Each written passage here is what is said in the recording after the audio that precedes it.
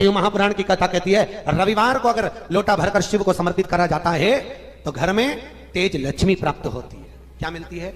तेज लक्ष्मी। रविवार को अगर शिव पंचायत में गुड़, चावल, लाल फूल और लाल मिर्ची के 11 दाने पानी के कलश में तांबे के लोटे में लेकर हाथ को ऊंचा कर नेत्र, नासिका, वक्षस्थल के सम्मुख में जो सूर्य नारायण को अर्घ देता है, जल चढ़ाता है, पर जो सूर्य को अर्घ रविवार के दिन दे देता है, अगले रविवार तक पैसे की आवक आना प्रारंभ हो जाती है। जो आज तक फोन नहीं उठाता वो फोन उठाना चालू कर देता है। अगर कोई बड़ी बीमारी है, कोई बात आपको शंकर भगवान से कहना है तो रविवार के दिन जब सूर्य को अर्घ देंगे तो वही कलश रख देंगे अर्घ दिया हुआ, फिर उसको आपको धोना नहीं है। दूसरे दिन सोमवार का दिन पड़ेगा, फिर जल भर लो उसी कलश में, सूर्य नारायण को अर्घ देकर वही कलश से वापिस जल भरकर शंकर जी के मंदिर में ले जाकर जल को चढ़ाना प्रारंभ कर दीजिए। आपको स्वयं बड़ी रोग, बड़ी बीमारी में भी आराम लगना प्रारंभ हो जाएगा। आप कहो। अब एक बात सावधानी से सुनिएगा, शायद शिव महापुराण के माध्यम से अभी तक ये बात सामने नहीं आई, पर शिव पंचायत कथा में आ रही है तो सावधानी से सुनना। एक प्रश्न हमारे भीतर खड़ा होता है, जब हम सूर्य नारायण भगवान को अर्घ देते हैं, जल चढ़ाते हैं, तो वो जल पृथ्वी पर जब गिरता है तो उसके छींटे हमारे शरीर पर लगते हैं। क्या वो ठीक है? क्या वो श्रेष्ठ है? तो शिव महापुराण की कथा कहती है जब हम सूर्य को अर्घ देते हैं, सूर्य को जल चढ़ाते हैं, वो पानी जब पृथ्वी पर गिरता है उसके छींटे हमारे शरीर पर लगते हैं तो वो श्रेष्ठता का भाव निर्मित करते हैं, वो गलत नहीं हो सकता। कारण अब वो भी समझ लीजिए।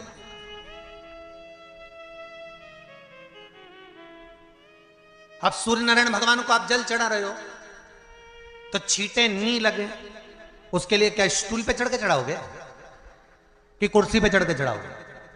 अरे बोलो तो सही। अब कई लोगों के दिमाग में यह बात भरा गई कि हम भगवान को जल चढ़ाते हैं, वो हमारे शरीर में छींटे लगते हैं, जमीन पे से पानी गिरता है, वो हमारे शरीर को छींटे लगते हैं, भगवान को अच्छा नहीं लगता होगा। कौन ने कहा? पहले तो उसको पकड़ के ला। मेरे राम जी महाराज, मेरे भगवान कृष्ण, बड़े बड़े संत, साधु, सन्यासी, तपस्वी, साधक, उपासक जितने भी हुए, जिन्होंने सूर्य की आराधना करी, इन्होंने टेबल पे चढ़कर या कुर्सी पे चढ़कर जल नहीं चढ़ाया, इन्होंने पृथ्वी पर खड़े होकर ही, क्योंकि पृथ्वी तत्व के देव हैं शिव। जब हम मृत्यु लोक पर खड़े होकर, पृथ्वी पर खड़े होकर भगवान शंकर का भाग पृथ्वी तत्व को धारण कर कर जल को हाथ में लेकर जब समर्पित करते हैं और जो जल नीचे गिरता है वो शरीर पर अगर लगता है तो हमको उसका आशीर्वाद ही प्राप्त होता है, दोष नहीं लगता। पर लोगों ने इसको विपरीत कर दिया। कि कौन ने विपरीत करा? कई लोगों ने इसको विपरीत कर दिया।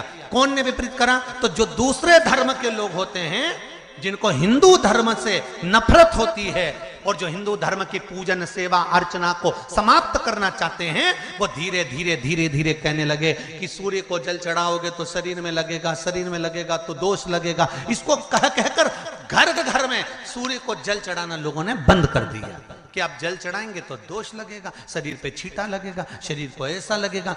ये दोष नहीं है। कितनी सुंदर बात है महाराज। सूर्य नारायण भगवान को जब जल चढ़ाया जाता है, हाथ सिर से 8 इंच की दूरी पर होना चाहिए। जम के बोलिए, सिर से कितना ऊंचा होना चाहिए? 8 इंच ऊपर अपना हाथ होना चाहिए मस्तक से सूर्य को जल चढ़ाते समय। और ना चांदी का, ना स्टील का, ना लोहे का, ना प्लास्टिक का, ना कांच का, ना सोने का कोई बर्तन, ना कांसे का, ना एल्युमिनियम का, ना पीतल का, केवल एक पात्र होना चाहिए, वो है तांबे का। काय का पात्र होना चाहिए? तांबे का पात्र। और सूर्य नारायण भगवान को जब 8 इंच ऊपर तुम्हारा हस्त है और जब हम सूर्य को जल चढ़ा रहे हैं कैसे जल चढ़ाना है वो भी समझ लीजिए।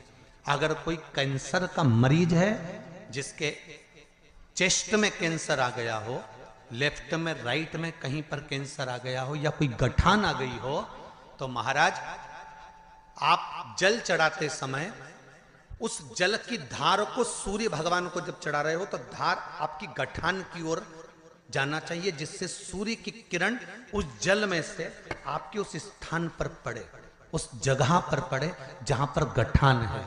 महाराज आप लगातार जल तो चढ़ाना चालू करो, अच्छे अच्छे डॉक्टर फेल हो जाएंगे और कह देंगे गठान ठीक हो गई।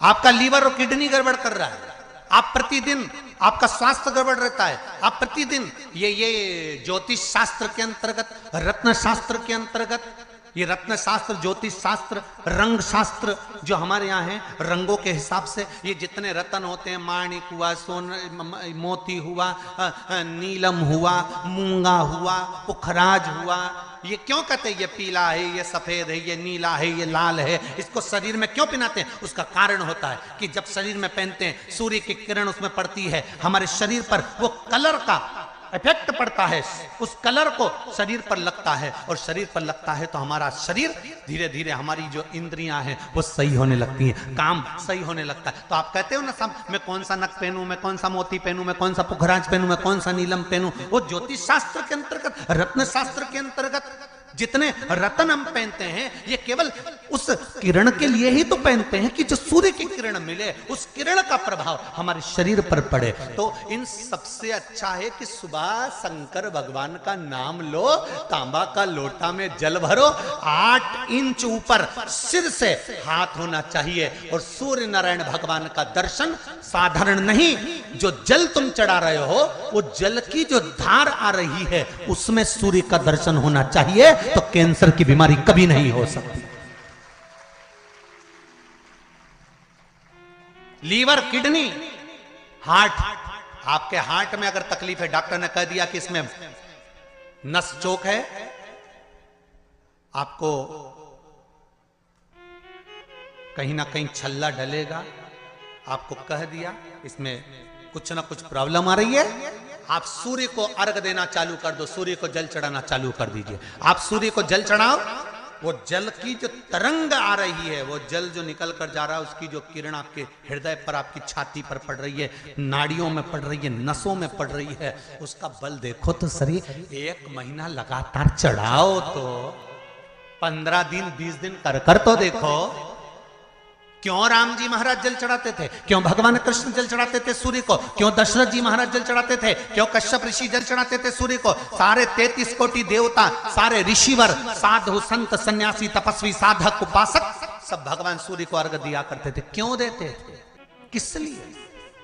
सूर्य नारायण भगवान को जल चढ़ाते समय आपके पंजों की एड़ी ऊंची नहीं होना चाहिए, ध्यान दीजिएगा। आपका पंजा पांव का पूरा की पूरा जमा होना चाहिए भूमि पर। हाथ कितने इंच ऊपर? 8 इंच ऊपर होना चाहिए। जल जो गिरे, सूर्य की किरण, सूर्य का दर्शन उस जल की रोशनी में करना चाहिए। क्या होगा उससे? जिस बच्चे को आंख में चश्मा लगा हो, मोटे से मोटा चश्मा लगा हो, छूट नहीं रहा हो, तो थोड़े दिन उसको सूर्य का अर्घ चढ़वाना चालू कर दो, और जल में से सूर्य का दर्शन कराना चालू कर दो। सूर्य का दर्शन जल में से 2 महीना 2.5 महीना बहुत है, आंख की रोशनी बढ़ जाएगी, चश्मा हट जाएगा। आप कर देखिए। अब एक प्रश्न और खड़ा होता है सूर्य को अर्घ देने का। गुरुजी, पंचदेव पंचायत में सूर्य नारायण भगवान शंकर की पंचायत में हैं।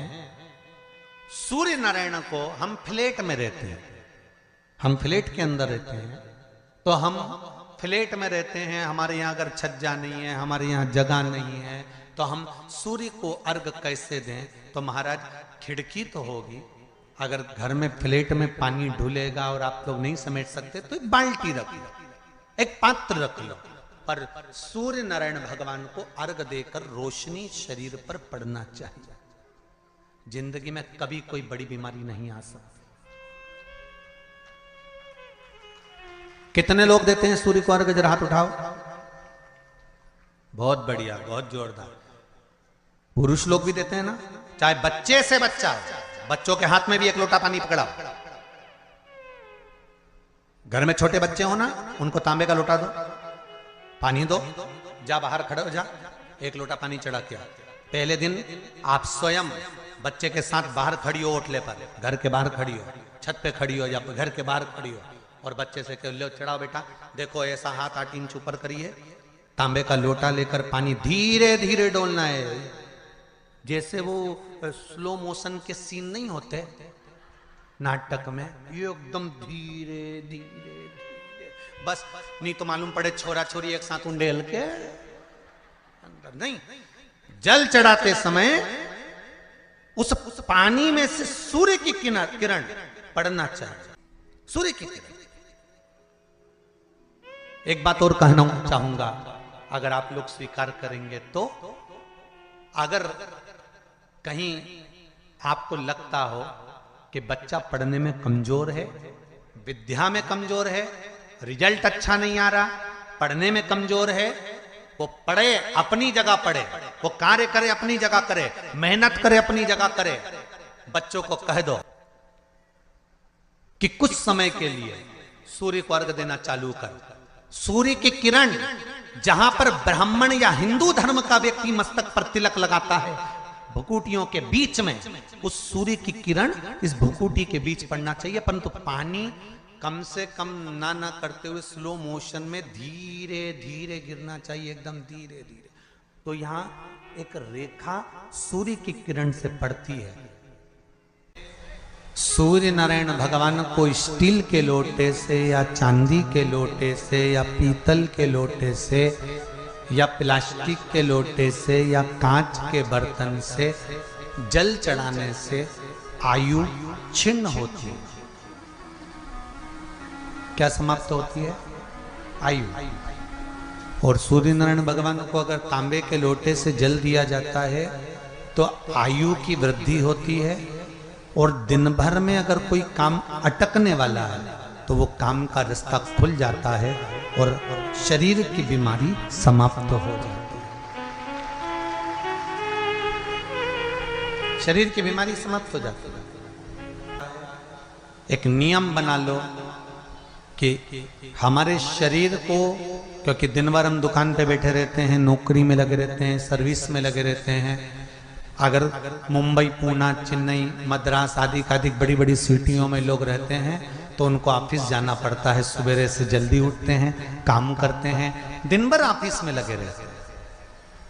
व्यापार करने वाला व्यक्ति व्यापार करता रहता है, नौकरी करने वाला व्यक्ति नौकरी करता रहता है, धंधा करने वाला व्यक्ति धंधा करता रहता है, ठेला चलाने वाला, गाड़ी चलाने वाला गाड़ी चलाता रहता है। घर की माताओं को एक नियम चालू कर देना चाहिए। क्या नियम? क्योंकि जान है तो जहान है।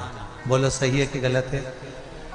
शरीर में रोग आ गया, बीमारी आ गई, और तुमने 5 लाख रुपए महीना भी कमाया, मान लो, एक सरल भाषा में समझ लो, 5 लाख रुपए महीना तुम कमा रहे हो, 4 लाख रुपए महीना तुम कमा रहे हो, और शरीर में बीमारी आ गई। अब वो 5 लाख रुपए तुम्हारे कमाए हुए किसी काम के हैं क्या? हॉस्पिटल में जाओगे, दवाई में, गोली में, जांचों में वो समाप्त होते चले जाएगा। तुमने कमाया किसके लिए था? अपने बच्चों के लिए। मेहनत किसके लिए करी? अपने बच्चों के लिए। परिश्रम किसके लिए करा? आगे बढ़ने के लिए। और मालूम पड़ा कि तुम बीमार पड़ गए, जितना तुमने कमा कर जोड़ा था वो सब तुम्हारी बीमारी में लग गया। तो ऐसा कमाना कोई फायदे का है क्या? कमाओ, दिल से कमाओ, जितनी तुम्हारी कैपेसिटी है उससे दुगना कमाओ, पर उसके साथ एक काम चालू करो कि तुम अंतिम क्षण तक, जब मौत तुम्हारे दरवाजे पर आए, तुम्हारी उम्र जब पूरी हो, तब तक भी तुम बीमार नहीं पड़ो। उसके लिए एक काम चालू कर दो, हमें तांबे के लोटे में पानी भरना है, सिर से 8 इंच ऊपर रखना है, सूर्य को अर्घ देना है, और जो पानी नीचे गिरेगा उस पानी में से सूर्य का दर्शन करना है। वो पानी जब हमारे शरीर के इस हृदय रेखा के सम्मुख से, इस कपाल रेखा के बीच में से, मध्य से उस पानी की धार जब सूर्य की किरण देगा तो हमारे शरीर में कोई बड़ी बीमारी, ना कैंसर, ना लीवर, ना किडनी, कोई अटैक पटैक आ ही नहीं सकती। मेरा बच्चों से भी निवेदन है कि आप अपने पापा से कहो, आप अपनी मम्मी से कहो, और बड़ों से निवेदन है वो अपने बच्चों से कहो। बुजुर्ग माताओं से निवेदन है, अगर आप अपने बच्चों को सुखी देखना चाहती हो, बीमारी में पैसा नहीं लगाना चाहती, आप अपने बच्चों को अंत समय अपनी आंखों से उसको तड़पता हुआ नहीं मरना देखना चाहती, तो सूर्य को अर्घ देना चालू कर दो। क्योंकि सूर्य की किरण जल के साथ जब इस शरीर पर पड़ती है तो शरीर में कोई बीमारी टिक ही नहीं सकती। ये श्रीमद् शिव महापुराण की कथा कह रही है। ये ज्योतिष शास्त्र कहता है, रंग शास्त्र कहता है। हमारे जितने ज्योतिष शास्त्र हैं, रंग शास्त्र हैं, नग बताते हैं, मोती बताते हैं, नीलम बताते हैं, पन्ना बताते हैं, ये सब क्या पहनाते हैं? रंग का क्यों पहनाते हैं? क्योंकि रंग का इफेक्ट इस शरीर पर पड़ता है। कपड़े कौन से कलर के पहन रहा है उसका इफेक्ट इस शरीर पर पड़ता है। उसी तरह 8 इंच ऊपर मस्तिष्क से तुम्हारा हाथ होना चाहिए, तांबे के कलश में जल होना चाहिए, और सूर्य को देखकर उस जल की धार में सूर्य को जल दीजिए। जिंदगी में बीमारी तुमको नहीं घेर सकती, और बीमार हो भी गए हो तो 15-20 दिन करके देखने में कुछ नहीं जाता।